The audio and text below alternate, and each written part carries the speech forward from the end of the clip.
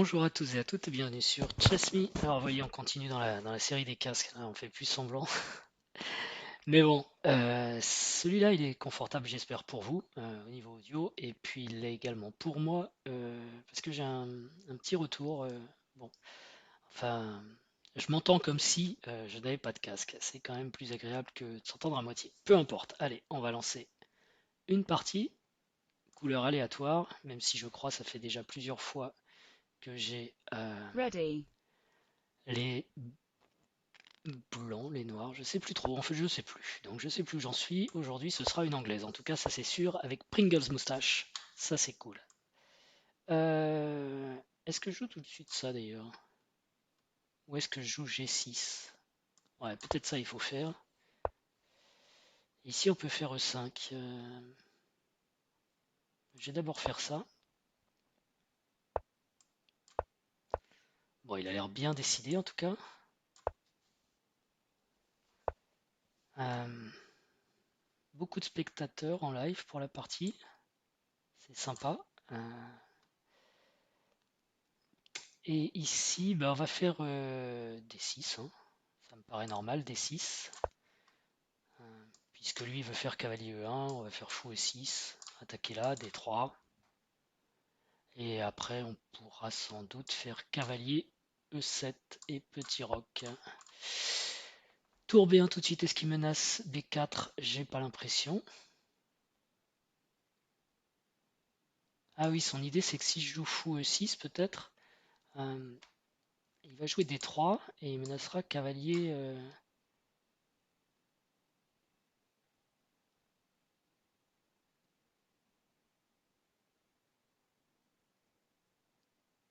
Ah ouais, ça peut être embêtant ça.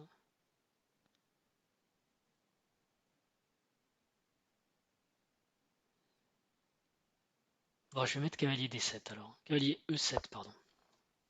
Essayer de voir un petit peu ce qu'il compte faire. Je pense qu'il va jouer D3 quand même, hein. C'est amusant cet ordre de coup. Bon, par contre, sur A3, là, il faut que j'empêche avec A5, hein.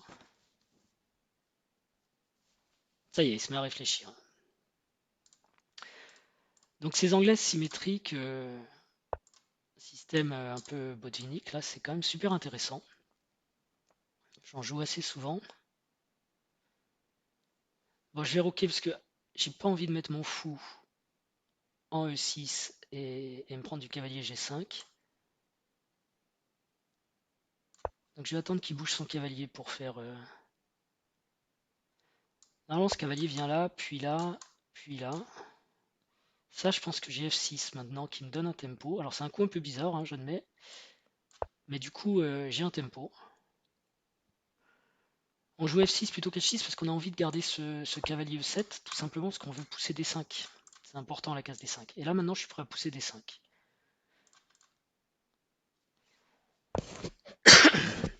Ok, par contre, je ne veux pas qu'il pousse B4. Ça, c'est hors de question. Enfin, on va essayer de l'empêcher, du moins.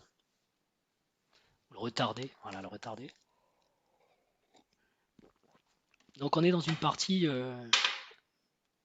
à peu près classique, hein. C'est tout ce qu'il y a de plus classique ici. Et donc on a ces discussions intéressantes dans cette anglaise symétrique, je disais, moi j'aime bien, autour de qui pousse B4 ou qui pousse B5, qui va pousser D5. Il peut faire E4 hein, pour régler le problème, mais je pense que s'il fait E4, les noirs ont vraiment plus trop de soucis. Pour l'instant j'ai fait une petite concession en venant ici. Voilà, maintenant là je peux pousser D5. C'est un bon moment, euh, parce qu'après son cavalier va venir là. Et en fait, en jouant tour B1 et A3, je me demande s'il n'a pas perdu un petit peu un temps quelque part. Ah bah non, il a perdu un temps en jouant fou G5 aussi tout de suite. Donc là, je pense que D5, c'est pas mal pour moi. Puis on prend, fou prend, dame prend. Bon, moi j'ai les noirs, je cherche à égaliser. Et bah, allons-y, D5, hein. Je pense que c'est le coup ici.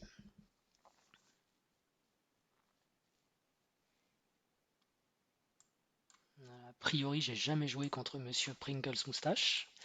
J'aime beaucoup son pseudo. Vous êtes imaginatif en pseudo, c'est bien. Hop, et là, voilà. Donc, important de placer ce coup, mais pas non plus obligatoire, hein. Il Il y a des bons joueurs qui laissent les blancs installer un cavalier en D5. Euh, Ah, il va peut-être y avoir du dame. Il va peut-être y avoir du dame B3 quelque part. J'avais pas pensé à ça.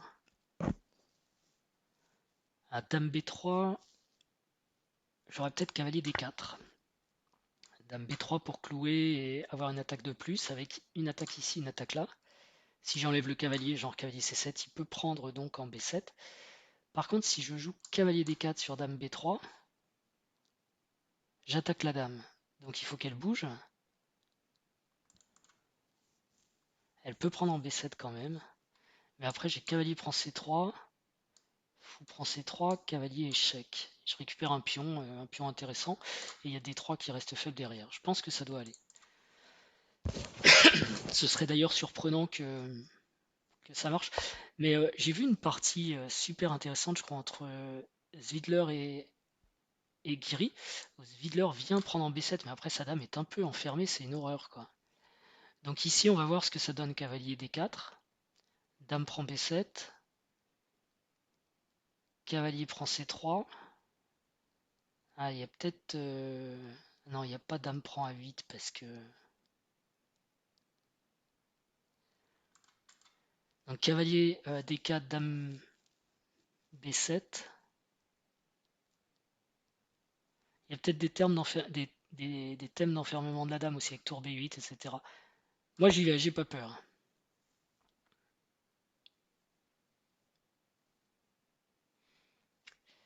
Mais j'ai peut-être tort, hein.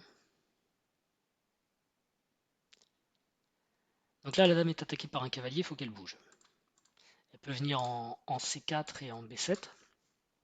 Et donc sur B7, j'ai une variante, c'est cavalier prend C3.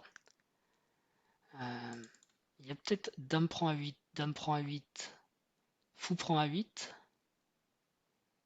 cavalier prend B1. Donc cavalier C3, ça m'a l'air bien. Et faut que je regarde aussi si je peux pas enfermer la dame ici. Il y a peut-être un coup comme tour F7. La dame peut pas, elle va où sur tour F7?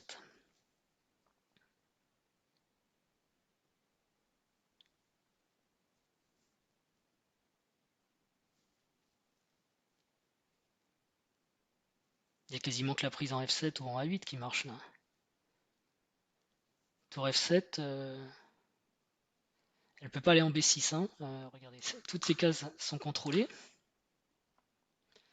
Euh, Ici aussi, c'est contrôlé à mort, hein. Si je joue tour F7, là aussi, là aussi, là aussi. Ici, c'est contrôlé, ici aussi, ici aussi. Donc la dame est perdue sur tour F7. Il a pris un pion pour la dame, moi ça me va. Et il peut prendre la tour. Tour F7, game over. Et donc c'est ce que je disais, c'était dans la partie Guiri. Alors, il peut peut-être faire fou prend D5, tour prend B7, fou prend B7, tour B. Ouais, mais je suis bien quand même, hein. Allez, on y va. Donc c'était dans la partie Guiri. Non, Zwiedler-Guiri où effectivement Zwiedler amenait sa dame en B6 et puis je crois même qu'il prenait en B7 et ouais, mais là il y a un gros problème, hein.